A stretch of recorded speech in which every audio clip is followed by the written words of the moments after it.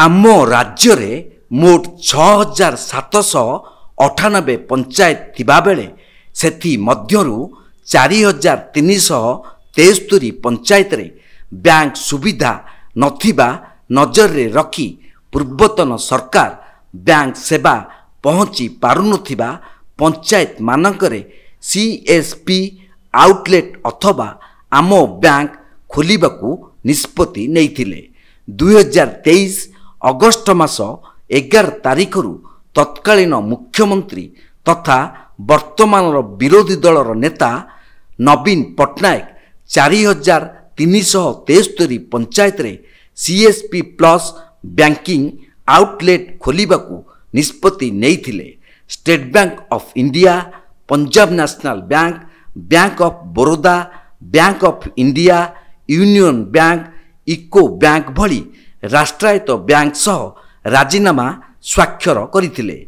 एही योजना आरंभ हेबा परे 2747 आम बैंक शाखा खोला जाइथिबा राज्य अर्थ विभाग तरफरु सूचना दिया जाइथिला। किंतु वर्तमान आम बैंक शाखा गुड़िकर कार्यकारिता को नहीं बड़ प्रश्नवाची सृष्टि हेलानी।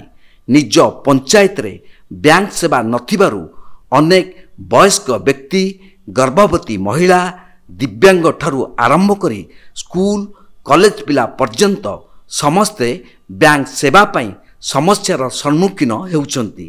कारण पूर्वतन सरकार निष्पत्ति अनुसार खोला जाइतिबा शाखा गुड़िकरे कार्यरत कर्मचारी मानकू प्राय दीर्घ 7 मास हेब पारिश्रमिक मिलुनाही।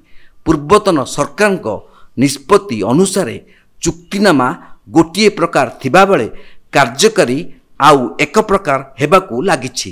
कारण एही बैंक सेवा गुड़िकू बुझुथिबा ठिकादार संस्थार मनमानी कहिले न सरे। बैंक सीएसपी आउटलेट रे थिबा कंप्यूटर, प्रिंटर आदि जंत्रपाती धीरे धीरे खराब हेबाकू लागिलाणी। मास शेषरे कर्मचारी को दिया जाउथिबा कमिशन मध्य ठीक समय रे मिलु नाही। बैंक रो कौनसी असुविधा हेले ठिकादार संस्थार उपरिस्थ अधिकारी को जोगाजोग कले फल स्वरूप कौनसी उत्तर मिलुनी। पारिश्रमिक कथा उठिले एजेंसी कोड बंद कर दिया जीवो अथवा नूतन कर्मचारी चयन कराजिबा भली धमक देबा सह एक प्रकार मानसिक निर्यातना दिया जाउची।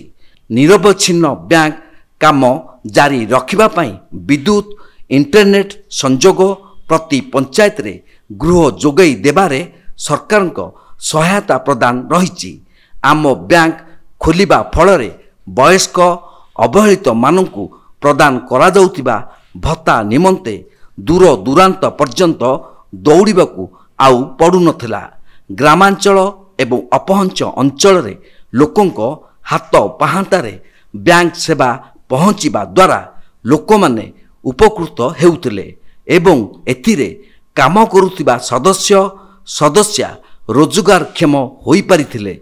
वर्तमान सरकार मध्य एई सेवा को नहीं कौनसी मंतव्य आग्रह करी नाहंती, जहा दृष्टिगोचर हेबा निहाती आवश्यक। जगतसिंहपुर मलय कुमार पाणी को रिपोर्ट, तीर्थक्षेत्र लाइव।